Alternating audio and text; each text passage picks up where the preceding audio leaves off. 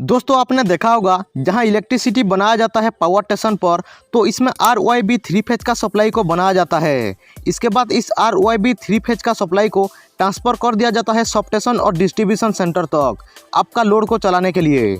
लेकिन दोस्तों आपको पता होगा हमारा ट्रांसफार्मर 4 सप्लाई आउटपुट में बाहर निकलता है, बट ट्रांसफार्मर को तो 3 सप्लाई दिया गया था और 1 सप्लाई कहां से आ गया। दोस्तों आज हम इसी के बारे में जानेंगे कि ट्रांसफार्मर 3 फेज सप्लाई को कैसे 4 फेज सप्लाई में कन्वर्ट करता है। दोस्तों ये बेसिक सा सवाल इंटरव्यू में भी पूछा जाता है, इसीलिए आप इस वीडियो को बिल्कुल एंड तक देखिएगा। दोस्तों जैसा कि ट्रांसफार्मर को RYB 3 फेज का सप्लाई दिया जाता है, इसके बाद फिर से ये ट्रांसफार्मर इस 3 फेज सप्लाई के साथ और 1 सप्लाई को भेजता है, जिसको हम न्यूट्रल सप्लाई कहते हैं। इस फेज सप्लाई का 1 सप्लाई के साथ, जैसा कि RYB कोई सा भी सप्लाई हो, इसके साथ न्यूट्रल की मदद से आप अपना light bulb, fan, cooler, TV, mixture, fridge और भी सारे उपकरण चलाते हैं।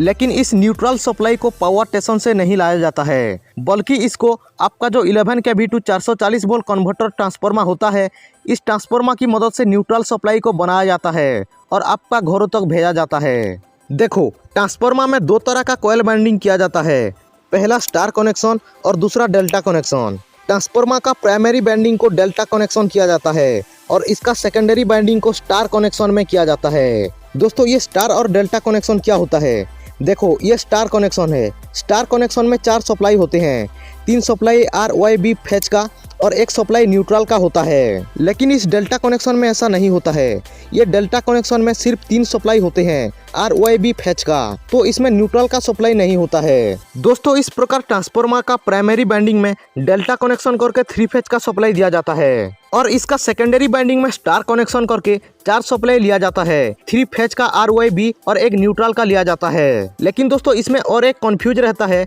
कि ये न्यूट्रल सप्लाई को क्यों पावर स्टेशन से लाया नहीं जाता है। दोस्तों इसका आंसर भी काफी सिंपल सा है। देखो जहां इलेक्ट्रिसिटी बनता है पावर स्टेशन में, तो यहां से डिस्ट्रीब्यूशन सेंटर का डिस्टेंस 1000 से 1500 किलोमीटर तक होता है, तो 1000 किलोमीटर से न्यूट्रल केबल को लाना अनइकोनॉमिकल माना जाता है। इससे कि काफी ज्यादा पैसा खर्च हो जाएगा। इससे तो ये अच्छा है स्टेप डाउन ट्रांसफार्मर की मदद से डेल्टा टू स्टार कनेक्शन करके इस न्यूट्रल सप्लाई को बना जाए, तो इसमें दोस्तों काफी पैसा भी खर्च नहीं होता है। तो दोस्तों आपको पता चल चुका होगा कि डेल्टा टू स्टार कनेक्शन करके कैसे न्यूट्रल सप्लाई को बनाया जाता है। आपको ये वीडियो कैसा लगा मुझे लाइक, सब्सक्राइब और कमेंट करके जरूर बताइएगा। बट आप यदि ट्रांसफार्मर के बारे में और भी जानना चाहते हैं तो आप इस वीडियो को देख सकते हो। Thank you for watching.